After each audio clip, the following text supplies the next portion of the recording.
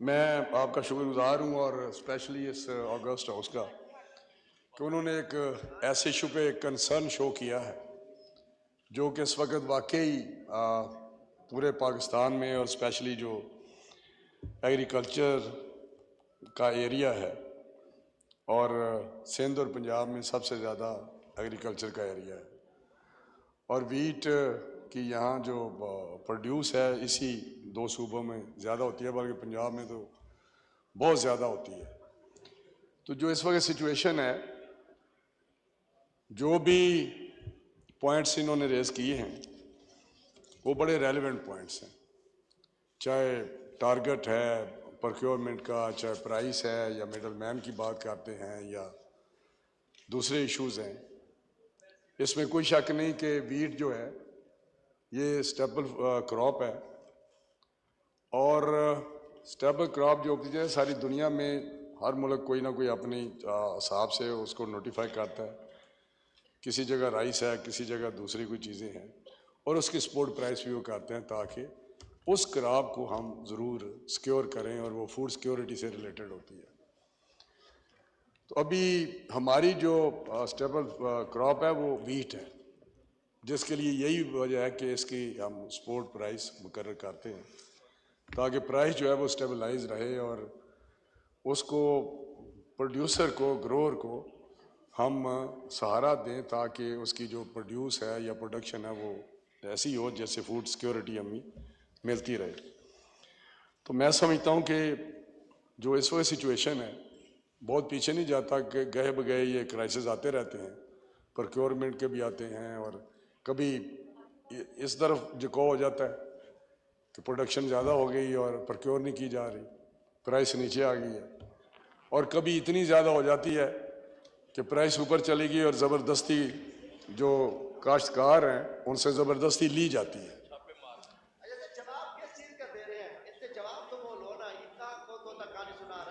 आपको अगर समझ नहीं आ रही तो बैठ जाइए, इसको सबको मौका मिला, अभी आप सुने वजीर साहब को। बैठे बैठे जल्दी साहब, बैठे बैठे। क्या आपको समझ आ रही है मेरी बात की? छोड़ो, मैंने 4-5 इशू, मैं बात आपकी कर रहा हूँ। छोड़ो, चेयर से बात करें प्लीज। इसके सब पागल आपके बैठे होंगे ना। छोड़ो, मैं खड़ा हूँ जवाब देने के लिए, मैं वीट पे बात कर रहा हूँ। आपके एक एक टारगेट, एक एक पॉइंट को आप इधर चेयर से बात करें। क्या मैं सीधी बात करूँ यार, मुझसे ना तंग करें ये बात।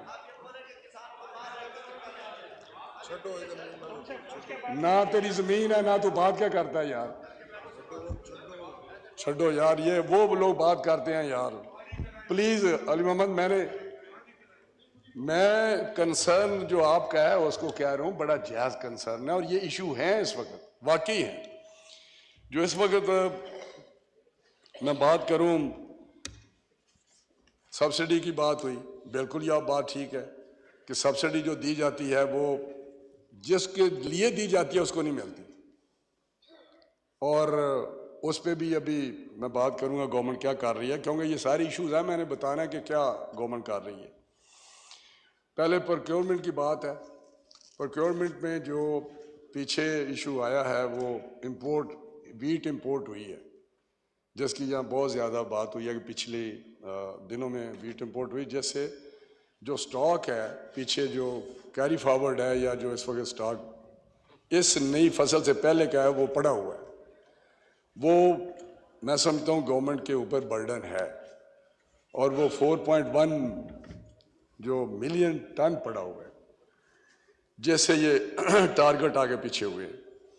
अभी प्रोविंशियल गवर्नमेंट्स जो हैं वही रिस्पॉन्सिबल हैं प्रोक्योरमेंट की, ये मैं आगे बताना चाहता हूँ। ये डिवॉल्व सब्जेक्ट है और वही करते हैं, सिंध हो, पंजाब हो, केपी के हो या बलूचिस्तान हो, लेकिन अपने अपने हिसाब से जितनी वहाँ पे होती है।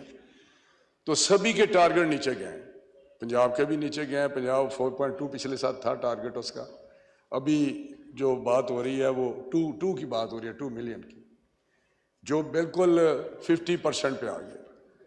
पहले जो प्रोक्योर करते हो, प्रोक्योरमेंट भी होती है, ऑलमोस्ट टोटल प्रोडक्शन की 25% करती हैं ये गवर्नमेंट्स।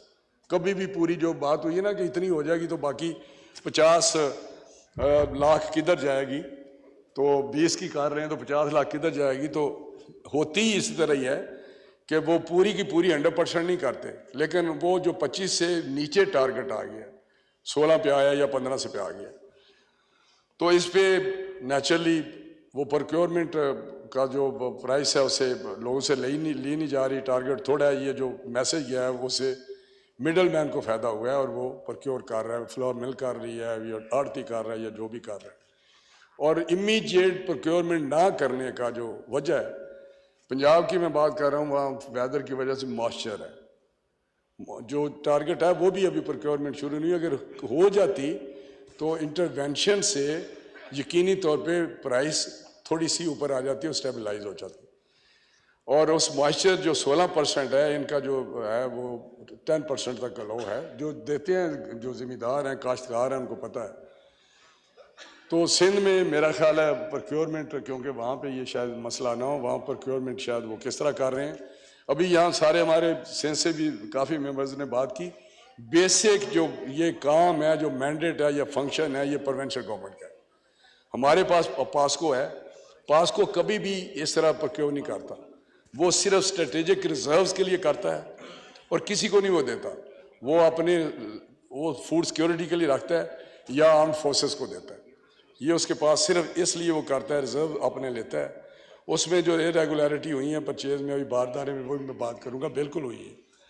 तो पास्को तो एक साइड पे कर दे, जो हर जगह पास्को की बात होती है। सिंध वालों मेरे भाइयों ने बड़ी बात की पास्को की, लेकिन पास्को का तो एक अपना टारगेट है, थोड़ा सा 1.2 है, 1.5 है, और वो स्ट्रेटेजिक रिजर्व्स के लिए है और सिर्फ आर्म फोर्सेस के लिए है। ये वो भी उसी रिजर्व्स में आते हैं, इसलिए उसका तो मकसद ही नहीं है पंजाब। मैंने अभी इसके लिए प्राइम मिनिस्टर की डायरेक्शन पे लेटर लिखा है सारे चीफ मिनिस्टर्स को कि आप टारगेट भी इन्हेंस करें और प्रोक्योरमेंट भी इमीडिएटली शुरू करें, क्योंकि उन्हें नहीं करनी है। हम तो रिक्वेस्ट कर सकते हैं, कह सकते हैं, जो हमारे जो मेंबर्स मुख्तलिफ सूबों से हैं वो अपने अपनी गवर्नमेंट्स को, जिनकी गवर्नमेंट्स हैं, वहाँ पीपल्स पार्टी की गवर्नमेंट है, PMLN की पंजाब में है, KPK में PTI की है, वहाँ वो बात कर सकते हैं। बलूचिस्तान में जिस तरह की कोलेशन है तो वहाँ पे भी बात करनी चाहिए, वहाँ प्रोविंशियल असम्बली को भी करनी चाहिए। इस तरह की जो बातें हुई हैं, बड़ी अच्छी बातें हुई हैं।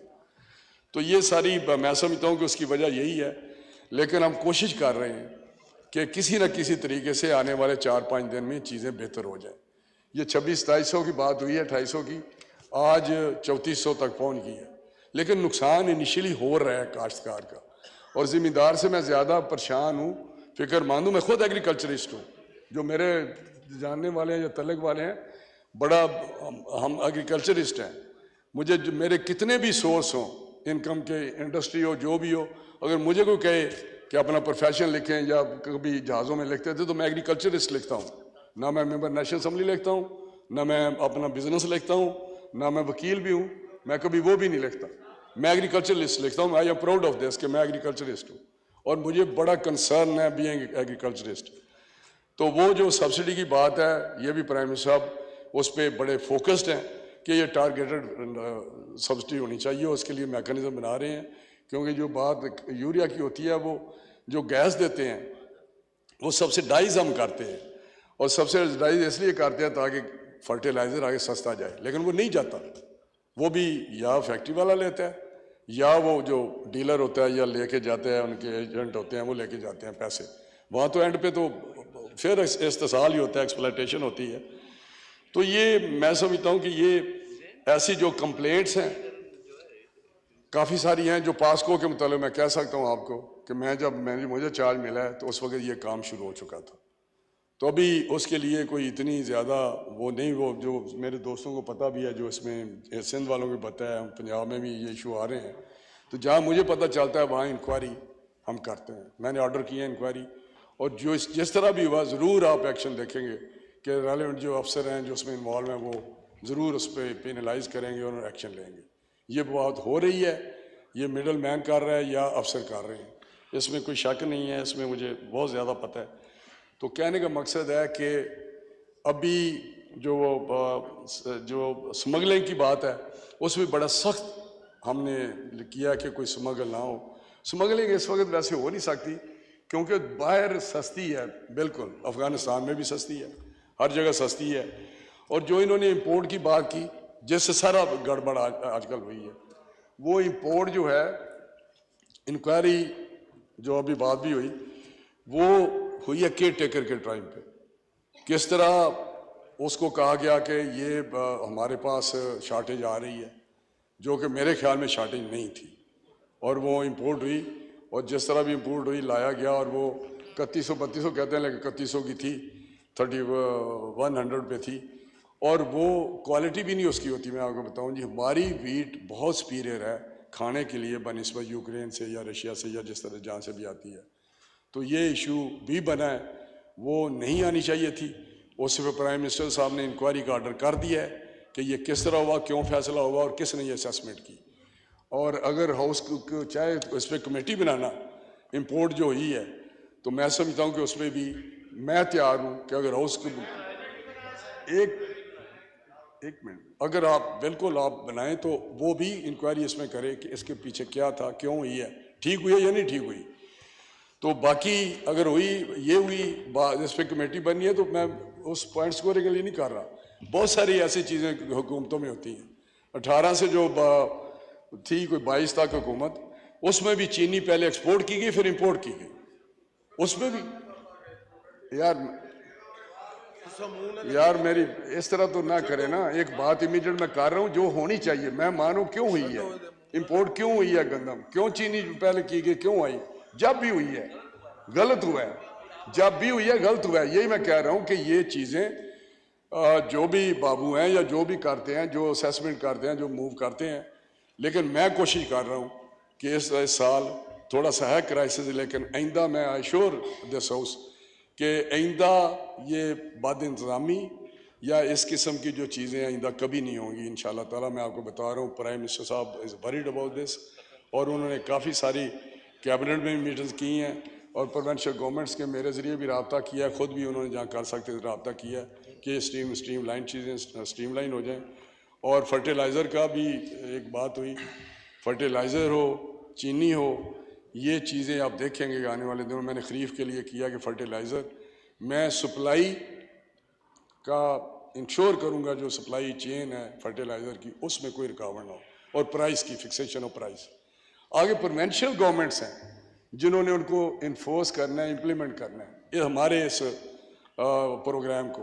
अगर फर्टिलाइज़र हमारी डिस्ट्रिक्ट एडमिनिस्ट्रेशन या प्रोविंशियल गवर्नमेंट उसको नहीं चेक करती, ये जो बैठे हुए हैं मेरे साथी जो जानते हैं फर्टिलाइज़र को, तो हम वहाँ पे डीलर के साथ हमारा कोई रब्ता नहीं है, वो प्रोविंशियल गवर्नमेंट्स का है, वो उन्होंने जाकर चेक करना है। अब ये इस तरह करेंगे तो फिर मैं जवाब दूंगा कि उधर किसकी है उधर किसकी है यार। अच्छा राणा साहब आप ये बताएं, क्रॉस टॉक क्वेश्चन चेयर से बात करें, वो दूसरे क्वेश्चन तो मैं कह रहा हूं कि मैं तो ये कर रहा हूं, मैं यहाँ बता रहा हूं कि मैं करने जा रहा हूं, हम इस पे फोकस्ड हूं, मैं फोकस्ड हूं और चीजें बेहतर होंगी खरीफ के लिए। चीजें जो खरीफ का बेहतर के साथ काइंडली ये भी बताएं कि अभी बजट आने वाला है, उसमें ये गवर्नमेंट और ये मिनिस्ट्री कुछ खुशखबरी है कुछ किसानों के लिए? उसी पे मैं बात कर रहा हूँ। ये जो चीजें सब्सिडी की बात कर रहा हूँ, टारगेटेड सब्सिडी या दूसरी चीजें, उसमें बजट में हमारी जब भी हुकूमत हुई है किसानों के लिए बेइंतहा काम किया। कभी मियां नवाज साहब ने किया, फिर शहबाज साहब चीफ मिनिस्टर थे उन्होंने काम किया, बेशुमार प्रोग्राम शुरू किए। यहाँ पे अभी हमारे एक दोस्त कह रहे थे, ऑनरेबल दोस्त फ्रॉम कराची, कि वो दिए गए, उनको इम्प्लीमेंट्स दिए गए डीसी के ज़रिए, ट्रैक्टर्स पे सब्सिडी दी गई, फलां चीज़ पे सब्सिडी दी गई, फलां पे दी गई, फलां पे दी गई। ये प्रोग्राम हमारी हुकूमत के थे और ये दी, और आइंदा भी इस बजट में आप देखेंगे कि जो हमारा पैकेज आएगा वो इंशाल्लाह ताला ज़रूर रिलीफ मिलेगा छोटे काश्तकार को। आप एक हिस्टोरिक रिलीफ देने जा रहे हैं, क्योंकि किसान, इसमें कोई शक नहीं कि जो एग्रीकल्चर सेक्टर है ये हमारी इकानमी की जो बैकबोन है। और मेरा अपना हमेशा ये ख्याल रहा है कि अगर हमारी सारी हर तरफ से जीडीपी ज़ीरो हो जाए तो एग्रीकल्चर सेक्टर सारा देता है। ये 1.5 से कभी भी कम नहीं हुई because of this agriculture sector. तो ये कैसा हमारे पास बेस है हमारा स्ट्रॉन्ग, और 70% पॉपुलेशन फूड सिक्योरिटी उनके लिए ऑटोमेटिकली होती है because of this agriculture sector. बाकी जो लोग हैं शहरों में तो प्राइसेस की वजह से कोई प्रॉब्लम आता है, वो भी एक सेगमेंट को आता है थोड़े से, लेकिन 70% लोगों से कभी नहीं आप सुना होगा कि आटा महंगा हो गया है या फला चीज़ महंगी हो गई, क्योंकि उनके पास अपनी चीज़ें दूध भी होता है उनके खाने के लिए, आटा भी होता है, तो दालें भी होती हैं, कुछ ना कुछ उनको सारा मिलता रहता है। फूड सिक्योरिटी 70% लोगों की पाकिस्तान में होती है just because of this agriculture sector. तो मैं बिल्कुल इनका शुक्रगुजार भी हूँ कि एक ऐसे इशू पे इन्होंने इस हाउस में डिस्कस किया और अपनी आवाज़ पहुँचाने की कोशिश की। सूबों में ये आवाज़ जाएगी इंशाल्लाह ताला। मैं भी पहुँचा रहा हूँ, प्राइम मिनिस्टर भी पहुँचा रहे हैं और ये हाउस भी पहुँचा रहा है। तो आई अश्योर कि I am trying my best कि ये चीज़ें बेहतर हो जाएँ। जहाँ जहाँ मैं लड़ सकता हूँ मैं लड़ रहा हूँ, जहाँ जहाँ मैं कर सकता हूँ। जी मैंने शायद सुना नहीं, मैंने टारगेट रेट में यही कहा, मैंने कहा टारगेट मेरा लेटर शायद सब जगह आया भी है, टीवी पे भी मैंने सारे चीफ मिनिस्टर को लिखा है कि टारगेट भी इनहेंस करें और प्रोक्योरमेंट भी शुरू करें इमीडिएटली। तो मैंने